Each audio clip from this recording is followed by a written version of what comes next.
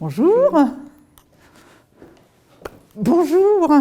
Bonjour Madame la Ministre. Quel bonheur de visiter avec vous ce musée Gustave Moreau. Écoutez, c'est un honneur pour le musée Gustave Moreau et pour moi-même. Vous êtes ici chez Gustave Moreau, puisque c'est une maison dans laquelle il a vécu jusqu'à sa mort en 1898.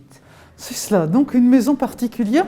C'était la maison de ses parents au départ ? Voilà. C'est la maison que son père, qui était architecte, élève de Charles Percier, avait achetée au nom de son fils d'ailleurs. Donc là, on est dans le rez-de-chaussée qui a été rénové il y a donc 5 ans. C'était un appartement qui a été loué et qui, après la mort de Gustave Moreau, va être transformé en musée par son légataire universel. Il y a combien d'œuvres ? Parce que j'ai l'impression qu'il y en a partout. 25 000. 25 000 25 000 œuvres, donc c'est considérable. Considérable. Et puis c'est un musée avec des placards truqués, dira Salvador Dali. Et donc ces placards truqués, ce sont, on va les ouvrir, vous voyez, de manière. C'est un musée, vous voyez, absolument magique. Ah, c'est génial. C'est génial. C'est lui qui a imaginé ces armoires à secret ou c'est un collectionneur Non, c'est lui qui les avait imaginées. En fait, la particularité du musée, c'est le fond d'atelier de l'artiste. On a sa correspondance, on a ses archives, on a ses dessins, on a ses peintures, on a ses sculptures aussi. Et puis là, je vais vous montrer aussi une autre petite surprise. Les fameux placards magiques dont parlait Salvador Dali se poursuivent de manière de plus en plus extraordinaire avec, vous voyez, ces grands dessins qui ont été contrecollés par Gustave Moreau lui-même. Puis il y en a à l'arrière aussi également. Voilà, et qui se feuillettent comme un livre. Comme un livre. Comme un livre. À l'époque, on a beaucoup reproché à Gustave Moreau d'être trop littéraire pour un peintre, ce qui l'énervait beaucoup. Ce qui est très très intéressant ici, c'est qu'a été respecté l'accrochage initial. Donc on a, si vous voulez, comme le musée Condé à Chantilly, un musée qui garde... C'est Gustave Moreau lui-même qui a agencé ses œuvres de cette façon. Absolument. D'accord. Et quand le musée va ouvrir en 1903, ça va être la stupeur, parce que les personnes de l'époque connaissaient l'œuvre finie de Gustave Moreau, et là, en fait, ils ont découvert des œuvres totalement inachevées. Vous voyez comme cette Ève magnifique, cette Salomé, qui a bien du mal à découvrir que c'est le chef de Saint Jean-Baptiste. Ah oui, en effet. Oui. Et puis ici Salomé. Gustave Moreau a été le maître des fauves, et notamment de Matisse. Et il va avoir comme élève préféré Georges Rouault. Et paraît-il que Moreau disait à Rouault, je suis le pont, vous passerez ou vous ne passerez pas. Et ce qui est très très intéressant, si vous voulez, avec Moreau, c'est que c'est la passerelle entre l'art du 19e siècle, la peinture d'histoire, le grand genre qu'on connaît tel qu'il avait été institué par Louis XIV, et puis la peinture pure. Donc vous voyez, ça, on voit qu'on arrive aux portes de l'abstraction. Absolument. Bon, on continue cette visite dans cette maison magique. C'est une pièce que nous n'ouvrons que très exceptionnellement, qu'une demi-journée par semaine, parce qu'elle conserve des œuvres extrêmement fragiles. Ce sont les chefs-d'œuvre de l'aquarelle de Gustave Moreau. Tout à l'heure, on parlait de ces œuvres abstraites de Gustave Moreau, avec ce narcisse qui confine, au moins dans le paysage, à l'abstraction. C'est extraordinaire. Et puis, là, tout à l'heure, je vous parlais de ces fameux... un autre secret, là. Voilà, un autre secret, ça n'arrête pas. Que vous pouvez feuilleter, d'ailleurs, puisque les visiteurs sont autorisés à feuilleter les panneaux qui sont protégés par le verre et par le bois. Ça, c'est donc des meubles que Gustave Moreau a lui-même dessinés et qui présentent les dessins. Donc ici, on est dans ce qui était le bureau de Gustave Moreau, qui a été un temps mon bureau, vous voyez le privilège que j'ai pu avoir, et qui est une pièce dédiée au voyage d'Italie. Donc c'est en fait beaucoup de copies faites en Italie, vous voyez Carpaccio, ici Pompéi.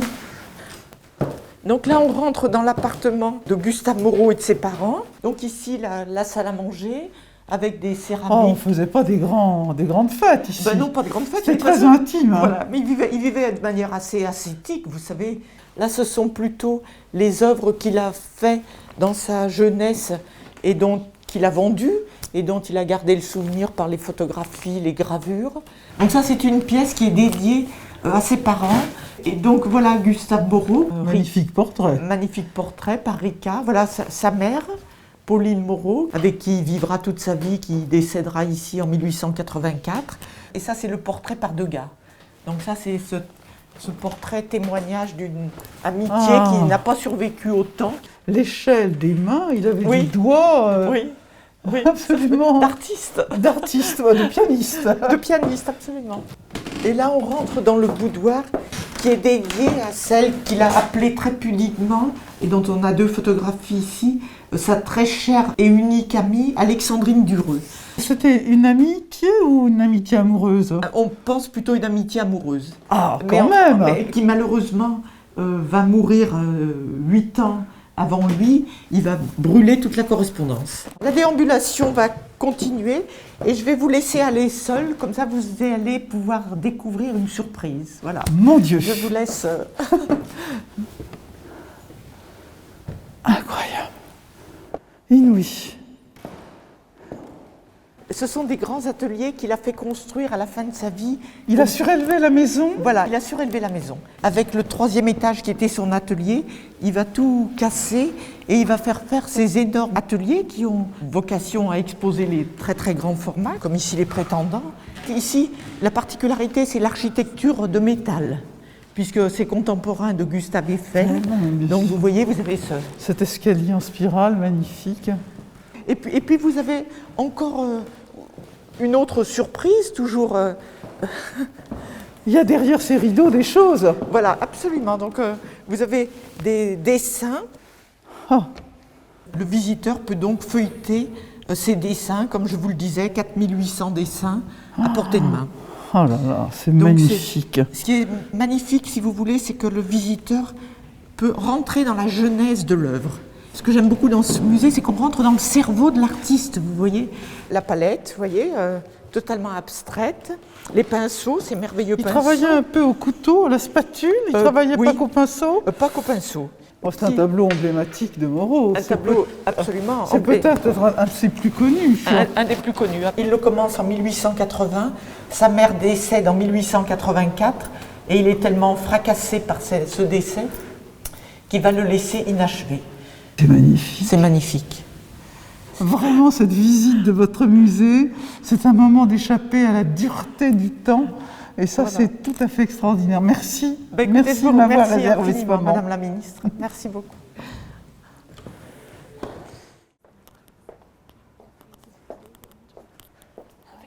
Bonjour Madame la Bonjour. Ministre.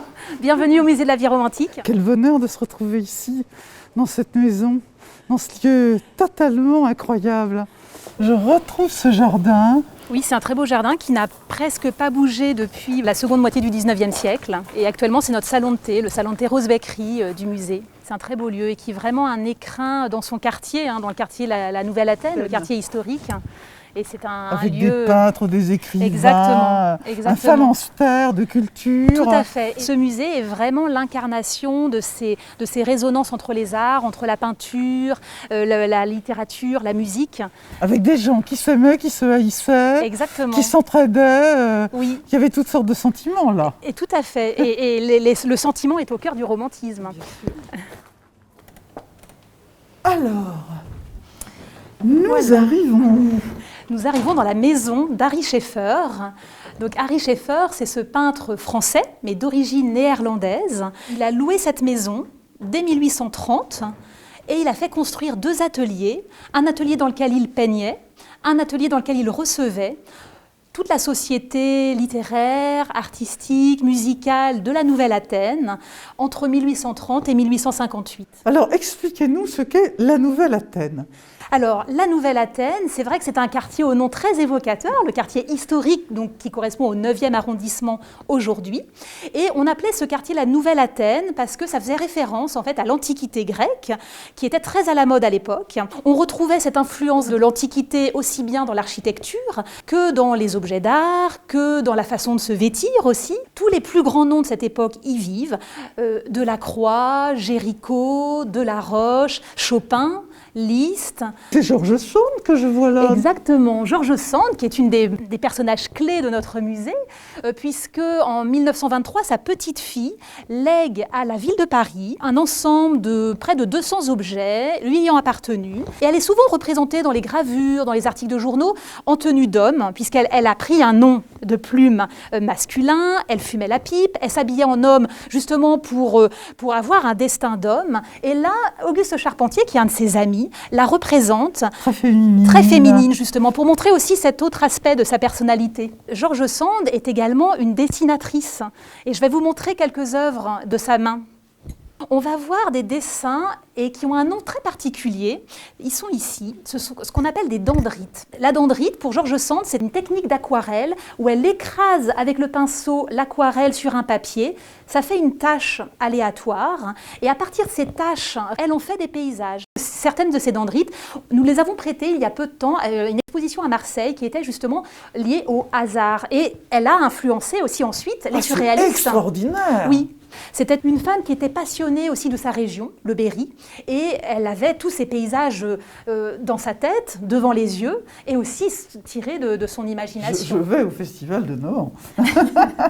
Et alors, je voudrais vous montrer quelques objets qui montrent aussi ce foisonnement du quartier de la Nouvelle-Athènes, avec notamment, vous voyez, des objets qui ont lien à Rachel. Ah, Malibran, la Malibran, la première comédienne qui devient célèbre à cette époque. Exactement, c'est l'équivalent de nos stars aujourd'hui. Ce petit médaillon fait à partir de ses cheveux. Et les bijoux de cheveux étaient très à la mode à l'époque. Alors je vous propose de monter à l'étage. Alors là, nous sommes dans une salle qui est consacrée au portrait féminin. Ary Scheffer a énormément représenté les femmes qui étaient autour de lui. Et ici, justement, François Bouchot représente la Malibran dans son rôle de Desdémone dans un opéra de Rossini d'après Shakespeare. C'est un portrait qui est intéressant puisqu'il montre aussi, bien sûr, donc, une grande star de l'époque, comme vous le disiez, et en même temps, il montre aussi l'aspect très théâtral de la représentation. Alors Cornelia, c'est la fille d'Ary Scheffer, la fille unique d'Ary Scheffer. Elle est magnifique, il y a une profondeur dans le regard. Oui. Et vous remarquerez que c'est un regard qui est non frontal, et souvent la représentation de la femme dans l'art romantique est toujours un petit peu de biais, au regard un peu éthéré, c'est rarement un regard frontal. Et là, c'est Cornélie, donc c'est la nièce d'Ary Scheffer, la fille de son frère, Henri Scheffer, qui s'est mariée avec le grand historien Ernest Renan. Et c'est elle qui a habité dans cette maison ensuite. Et c'est très rare finalement qu'une même maison reste pendant 150 ans au sein d'une même famille. Et la grande Mademoiselle Mars, que l'on voit sûr. peinte, que l'on voit sculptée par David d'Angers, qui est le grand sculpteur romantique. Alors ici, nous sommes dans la salle consacrée à Ary Scheffer et les Orléans, puisqu'Ary Scheffer a été le professeur de dessin des enfants du duc d'Orléans, qui est devenu le roi des Français, Louis-Philippe. Et une des filles du roi des Français, Louis-Philippe, c'est Marie d'Orléans, qui est une des premières femmes sculpteurs connues, qui a réalisé ces deux plâtres et qui a réalisé aussi cette petite Jeanne d'Arc, qui est un petit modèle en bronze, une réduction d'une grande statue en marbre qui est à Versailles. Et là, Louise d'Orléans, qui est une des filles de Louis-Philippe, la sœur de Marie d'Orléans, la sculpteur. Et là, c'est vraiment le portrait romantique dans toute sa splendeur. On voit, voyez, la mode de l'époque avec ces grandes manches gonflées, ce qu'on appelle les manches gigots. Et puis cette coiffure aussi très caractéristique avec le chignon relevé haut sur la tête. Alors là, nous entrons dans une pièce que j'aime beaucoup, qui est consacrée au lien entre la peinture et la littérature. Et alors, je voudrais vous montrer deux œuvres qui vraiment, pour moi, symbolisent vraiment ce romantisme, cet amour tourmenté. C'est la mort d'Harold, un chevalier au Moyen-Âge qui est mort pendant la bataille d'Hastings en 1066. Et Édith, son amante, qui se jette sur lui, qui pleure cet amour qui n'existera plus. Et alors ce tableau, qui est pour moi un petit bijou, c'est un tableau du peintre d'histoire Delorme, et qui représente les amants Paolo et Francesca, bien sûr. qui sont en train de s'embrasser, qui sont surpris par le mari, qui est le frère de Paolo, le mari Ils font l'objet d'un opéra connu. Mais tout à fait, tout à fait. Cette théâtralisation des sentiments, ça c'est tout à fait propre à cette période. Et tous les tableaux ici le montrent. Et les puritains. Les puritains, tout à fait. Bellini fera un haut, lui aussi, un Mais oui. opéra. Goethe, qui est une des figures tutélaires aussi pour nous, Bien pour sûr. le romantisme, par toute son influence littéraire. Et je voudrais vous montrer un autre bronze qui est vraiment aussi, qui montre une autre veine du romantisme, le romantisme noir. C'est un diable, mais qui est plutôt du côté des hommes, vous voyez, qui est assis. Ben, qui est... c'est bien ça, pourquoi?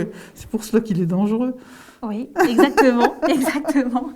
Alors, et nous voilà devant le maître de maison, celui qui a tout organisé finalement. Exactement. Ary Scheffer. Exactement. Ary Scheffer, donc ce peintre qui est l'hôte de ces lieux et qui est au creuset vraiment du romantisme. Oui, c'est ça qui fait le charme de cette maison, c'est que oui, c'est pas un musée finalement. Exactement, c'est une maison d'artiste. Une maison d'artiste avec toute son âme et on a l'impression de plonger, de revenir en arrière dans le passé et d'avoir presque de croiser finalement les fantômes. On des grands s'attend, artistes. en pénétrant dans les salons, on va tomber sur Georges Sand, Oui. sur Chopin, Exactement. ou sur Victor Hugo, on Oui. va s'asseoir. Merci pour ce moment Merci à vous. extraordinaire. Merci Ary Scheffer. Oui, hein. oui, Coucou, on lui doit merci ce de nous musée. avoir accueillis Oui, dans tout cette à fait. maison. Bonjour Madame la Ministre. Alors, je Quel retrouve bonheur de vous retrouver ici. deux femmes de culture, Oui, Delphine merci. Murky, maire du 9e, et Karine Roland, adjointe à la culture de Anne Hidalgo. Bonjour les filles. Bonjour. Alors, honneur au musée de la vie romantique. ah oui, c'est un moment magique de visiter. C'est un musée de la ville de Paris. Absolument. Voilà. Et avec Delphine, on a visité il y a Il y a quelques instants alors, le musée Gustave Moreau. rue de la très beau Rochefoucauld, lieu toujours au aussi. cœur de la Nouvelle-Athènes. Là, on est, C'est oui, un on quartier, est dans voilà. la Nouvelle-Athènes. Nous sommes plongés dans l'histoire du 19e, du début du 20e siècle, dans ce quartier si riche Oui. d'artistes, de culture, et deux écrins absolument magnifiques de la culture française. Et avec des femmes remarquables, Madame Forest et Oui. Madame Rio, qui nous ont fait visiter ces deux établissements d'une manière sensible et rêveuse. Je crois que finalement, dans cette période que nous vivons, c'est la culture qui nous sauve, C'est la culture qui nous sauvera, toujours. bien sûr. On est des convaincus, des militantes. C'est le ciment de notre nation. Oui, Voilà, Ouais, c'est absolument. C'est absolument essentiel. Dans les grands moments, je pense que vraiment on peut miser sur la culture et on voit combien les professionnels de tous ordres de secteurs sont complètement mobilisés. Et si j'ai voulu visiter ces musées, le musée Gustave Moreau et le musée de la vie romantique, c'est qu'évidemment tout le monde connaît les grands opérateurs culturels, les grands musées, il faut les visiter bien sûr, mais il y a toutes sortes de pépites à Paris, dans les régions, des petits musées, parfois confidentiels, pas vraiment confidentiels pour les deux que nous avons visités, mais regardez, on visite, et on s'arrête prendre un thé, pour les gourmands d'une petite brioche en plus. Et ce sont deux musées qui sont ouverts sur le quartier et toute la population, quel que soit son âge.